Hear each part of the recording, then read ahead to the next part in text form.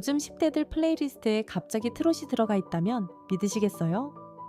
무명전설, 트롯 사내들 같은 프로그램이 SNS를 뒤덮고 10대들이 부모 세대 노래를 따라 부르는 영상이 짧은 클립으로 수백만 조회수를 찍고 있습니다. 분명 K-팝의 시대인데 왜 하필 지금 아재 음악이라 불리던 트롯이 다시 세대를 넘나들고 있을까요? 오늘은 이 현상을 음악 이론과 뇌의 쾌감회로 이야기를 살짝 곁들여서 풀어보려 합니다. 먼저 K-팝의 구조를 한번 떠올려 볼까요? 요즘 K-팝 한 곡에는 정말 많은 게 들어있습니다.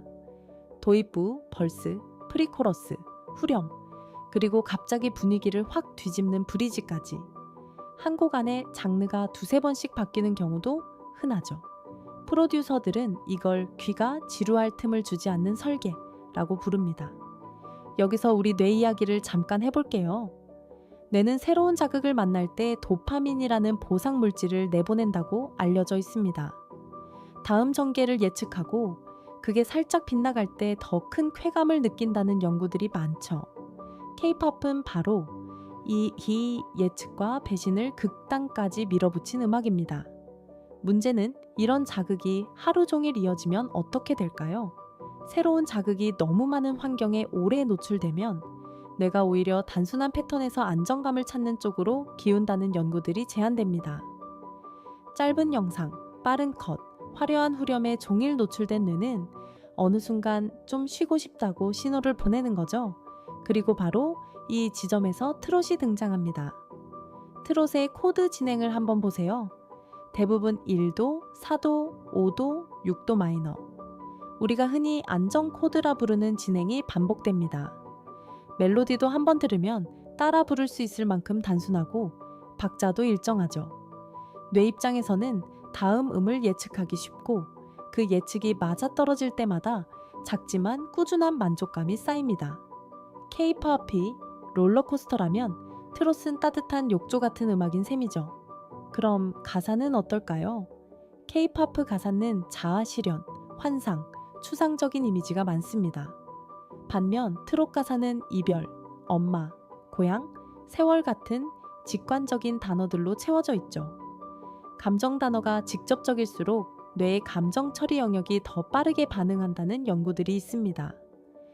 비유를 해석할 필요 없이 들리자마자 가슴 한쪽이 쿵기 하는 거예요. 10대라고 해서 이별이나 그리움을 모르는 게 아니거든요. 오히려 짧고 분명한 언어가 복잡한 감정을 정리해주는 역할을 합니다. 여기에 트롯 특유의 꺾기 창법도 한몫합니다. 판소리, 민요에서 이어진 이 창법은 한국에서 자란 사람이라면 어디선가 들어본 듯한 익숙한 정서로 다가오죠. 새로운 척하지만 사실은 아주 오래된 멜로디, 이 묘한 친숙함이 처음 듣는데 왜 이렇게 좋지? 하는 반응을 만들어냅니다. 정리하면 이렇습니다. K-팝은 끊임없는 자극으로 우리를 깨우고 트롯은 단순한 패턴과 직접적인 가사로 우리를 달랩니다. 자극 과잉의 시대일수록 오히려 단순한 음악이 사랑받는 거죠. 10대들이 트롯을 듣는 건 취향의 후퇴가 아니라 피로해진 뇌가 보내는 아주 자연스러운 신호일지도 모릅니다. 여러분의 플레이리스트에는 트롯 한 곡쯤 들어가 있나요?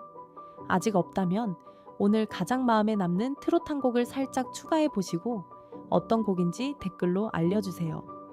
다음 영상에서는 왜 우리는 슬픈 노래를 들으면 오히려 기분이 좋아질까? 슬픈 음악의 뇌과학을 다뤄볼 예정입니다. 이 채널의 음악 이야기가 흥미로우셨다면 구독과 좋아요로 함께 해주세요. 다음 영상에서 또 만나요.